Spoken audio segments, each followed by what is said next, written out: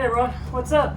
I'm going to give you a rare treat here to my YouTube channel. I'm going to upload 2 videos in the same year. So this is actually the same week that I just uploaded the update video where I went over the cutting off the rear quarters of the car. So the reason for the excitement in another video is I just overnighted parts from Poland. And they just came in, and it's a pretty rare part, so I thought I'd do a little unboxing for them, for the part. So have a look. It's very tightly packed, so probably gonna fast forward this bit, but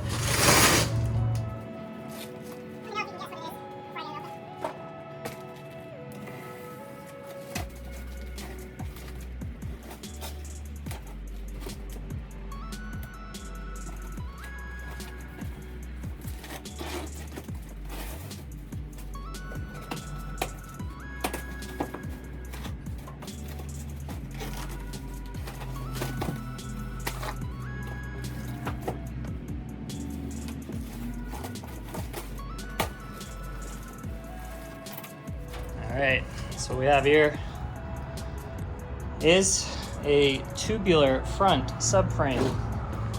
Trooper is ever impressed with the shenanigans on the wagon. It's all wrapped up, so the only thing to do is to cut it open and see what it looks like. So as you can see, it's extremely well packaged. I suppose in unboxing videos, people care about packaging.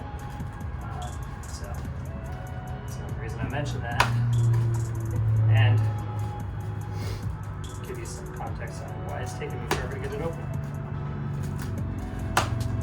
Now, this is a part that was on my wish list. Did not intend on buying it at this point in the project. Didn't need to add another, I couldn't hear that.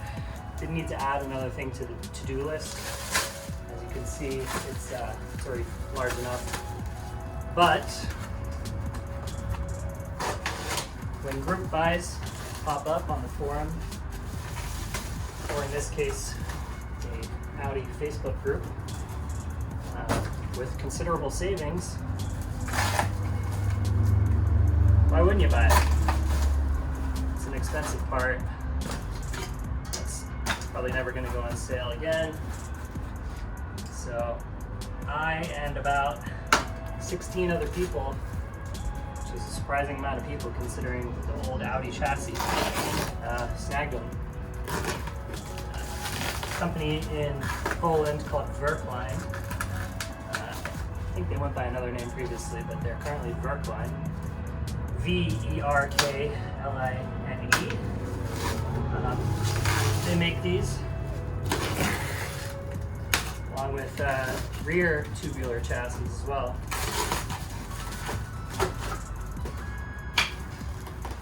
For the B5 chassis.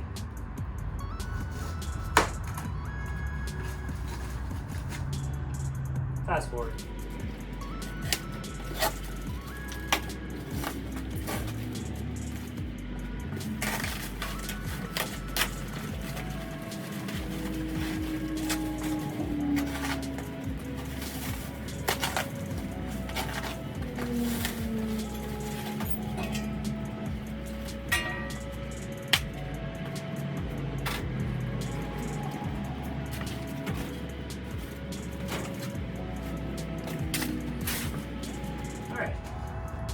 Got it unwrapped. So this is it. As I was saying, Verkline also make these for the rear subframe. I didn't feel like spending all that money at one time. Nice to keep some things on the wish list as well. So, a few advantages to this thing. It is approximately 16 pounds lighter than the factory subframe, which is considerable, considering the S4 is extremely nose heavy. Literally everything, every part of the motor sits in front of the strut towers. So any weight you can save off the front end of the car is huge. Trooper approves, I guess. Is a huge step in correcting the understeering characteristics of the S4. So 16 pounds lighter. The other perk is that these get rid of any need for subframe bushings. It's all designed to be solid mounted, which was the route I was going to go anyway. They're wrapped up here, but as you can see here, no room for a bushing to squeeze in there. Solid polyurethane or otherwise. I was going to be installing these very nicely machined 034 Motorsports solid subframe bushings, but now I got no need for those. Those are pretty heavy, so it's probably some extra weight savings in it too, but who's counting? So let's see here. Got the weight savings, got the solid mounting. It has all the same provisions that the factory subframe has, which, little known fact, there are, oh, I'm bleeding already. There's 2 settings for the lower control arms. The inner is S4, the outer is RS4. So when Audi, designed the wide body and engineered the suspension, they knew they were going to go wider. So you can run it wider and correct some of the steering geometry, suspension geometry, whatever you want to call it. So in addition to being lighter, it's considerably stronger. There's a lot of drag racing cars and stuff that run these in Europe that make big power. And so everything looks super clean on it. It's painted black, don't need to be painted any other color.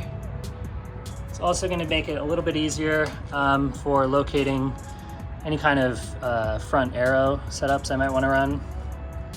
And it's also going to make it easier accessing all of the nonsense that is buried in this general area of the engine bay. Being twin turbo V6, all of the turbos sit underneath the motor, and they're impossible to get to with the engine actually in the car. So it's full engine out to swap turbos. It's a lot of stuff out to repair wastegate lines, oil feeds, all that kind of stuff. So getting some more access down there makes it a lot easier for servicing the car, which with a V5 S4 is something you do often. So that's it. That's the walk around for that thing.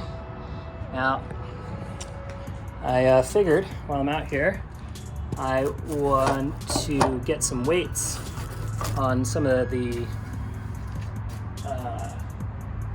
see what the rear quarter weight savings are going to be. Why not? I know there's not a huge list of people out there wondering how much a stock rear quarter on an S4 weighs versus a fiberglass replica of an RS400, but that's what we're here for. Totally valuable information. So I'm going to stick those on the scale and see if I can get a reading on it. First up, I'm going to do the passenger side, the one most recently cut off. I posted on my Instagram. I didn't, obviously in the video, all we had done was the driver's side, or the passenger side. So this is obviously the driver's side. But the weekend after my first video, I got the driver's side. Scale is not working. There we go. I got the driver's side cut off, so now both rear quarters are cut off. So let's see if I can get this to balance on there, get a read on it. So it immediately says 11 pounds. Don't agree that that's the correct weight. So coming in at 13.8. Yeah, it's probably close enough. So now the next one.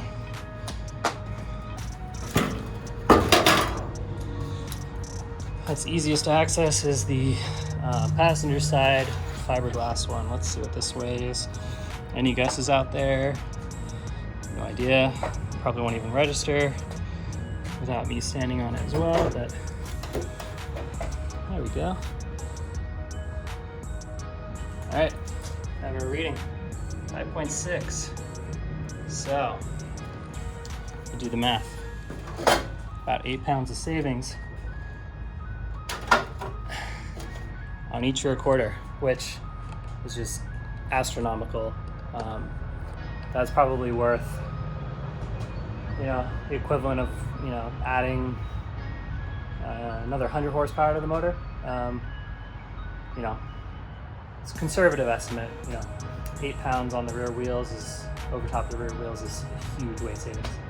So anyway, that's that. Just a quick little extra tidbit to go along with the unboxing of this thing. So stay tuned for more weight savings on an absolute pig of a car. But every little bit of what will help in the end. And obviously when I do get around to installing this thing, which is going to be super fun, I'll make a video of that too. Probably won't be anytime soon. Next thing, and I just ordered the stuff to do so, the next video is going to be making this thing carbon fiber. I'm probably going to make it a couple parter. First part is probably going to be